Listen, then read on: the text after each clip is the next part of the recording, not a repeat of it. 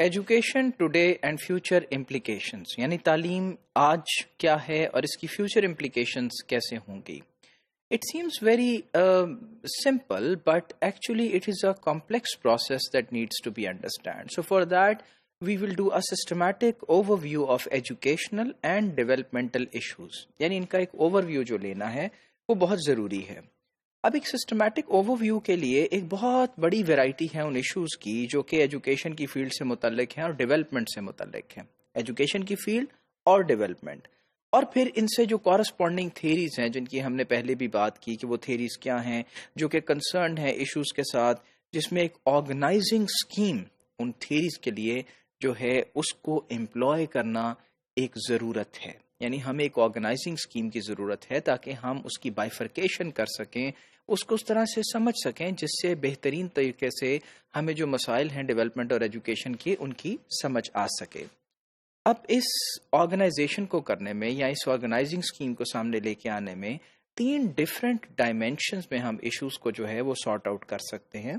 جس میں socio cultural dimension ہے، اکنامک ہے، پولیٹیکل انسٹیٹیوشنل ہے، اور یہ ڈفرینٹ اسکیلز اور لیولز کے اوپر پائی جاتی ہیں. یعنی ایک تو یہ 3 برانچز ہیں جس میں ہم یہ دیکھتے ہیں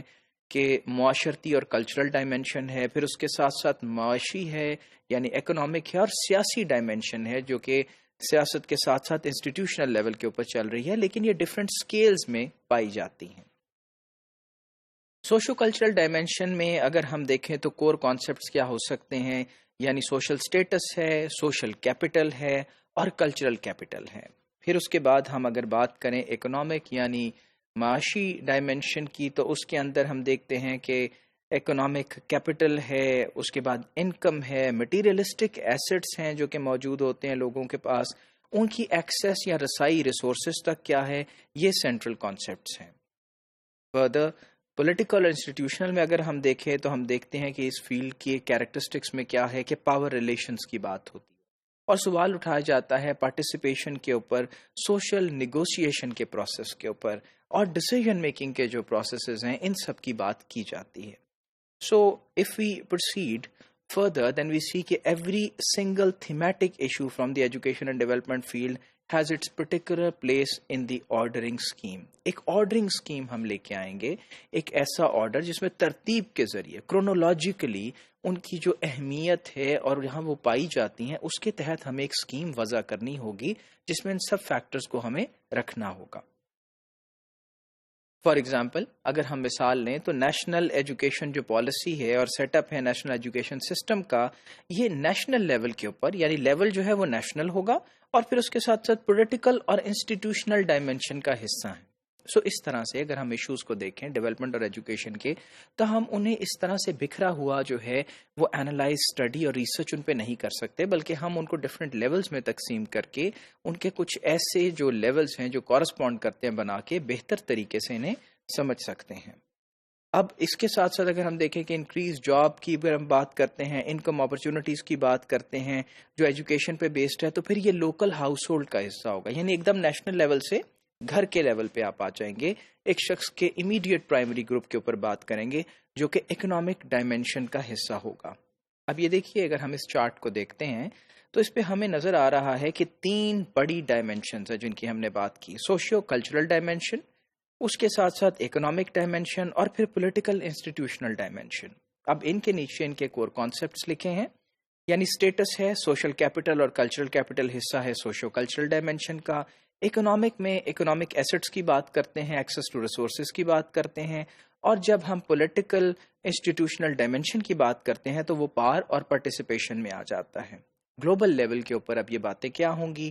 international education, migration systems, global lingua franca کے زبان کیا ہے، کلچرل امپیریلزم کی بات کرتے ہیں، westernised political colonial education systems جس طرح پاکستان ہے، سب سہارن افریقہ ہے، یہ باتیں گلوبل لیول کے اوپر ہیں. گلوبل لیول پہ اکنامکس کی بات کی جائے تو انٹرنیشنل ایجوکیشن اور بزنس ہے، گلوبل لیبر مارکیٹ ہے، نالج اور ٹیکنالوجیز کے ٹرانسفر ہیں. پھر گلوبل لیول کے اوپر ہی اگر ہم پولیٹیکل انسٹیٹیوشنل ڈائمینشن کی بات کرتے ہیں تو اس میں گلوبل ایجوکیشن اور گورننس ہے جس طرح یونیسکو ہے اور دوسری آرگنائزیشنز ہیں، اور پھر انٹرنیشنل ایجوکیشن کے وہ سٹینڈرڈز ہیں جنہیں حاصل کرنا مقصود ہوتا ہے. سملرلی اگر ہم نیشنل لیول کے اوپر ان چیزوں کو دیکھیں تو یہ اس طرح سے تقسیم کی جاتی ہیں کہ سوشو کلچرل ڈائمینشنز میں موڈ آف ایکسیس ہے سوشل پوزیشنز کا، ملٹی لنگولزم ہے، نیشنل لینگویج کیا ہے، کلچرل ویلیوز اور نارمز کیا ہیں، اور انٹرنل ایجوکیشن اور مائگریشنز لوگوں کی کیسے ہو رہی ہیں۔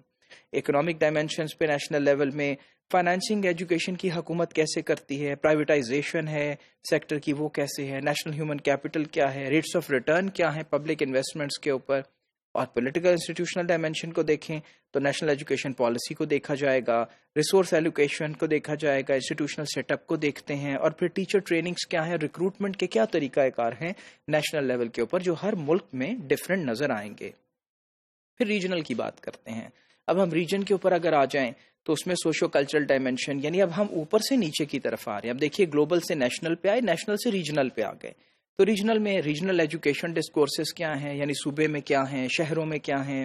ایجوکیشنل ڈسپیرٹیز کیا ہیں کلچر اور نارمز پہ، رول آف لوکل لینگویج کیا ہے، ایکول ایکسیس ہے ایجوکیشن کی یا ڈسکریمنیشن ہے، یہ ہے سوشیو کلچرل۔ اکنامک ڈائمینشن کی بات کریں تو ریجنل ہیومن کیپٹل کیا ہے، اور پرائیویٹ سکولز اور ایمرجنگ ایجوکیشن مارکیٹس کیا ہیں، ایجوکیشنل ڈسپیرٹیز انکم اور انکم سٹیٹس پہ بیسڈ کیسے بنتی ہیں۔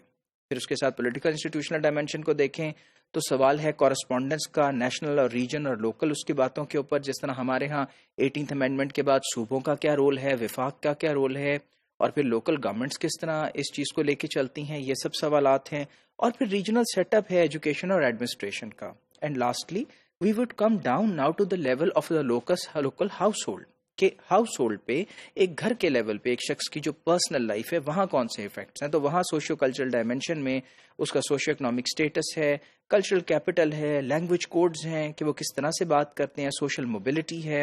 امپاورمنٹ ہے ایجوکیشن کے ذریعے، اور ایجوکیشنل ایسپیریشنز کیا ہیں، وہ کیا کرنا چاہتے ہیں تعلیم کے میدان میں۔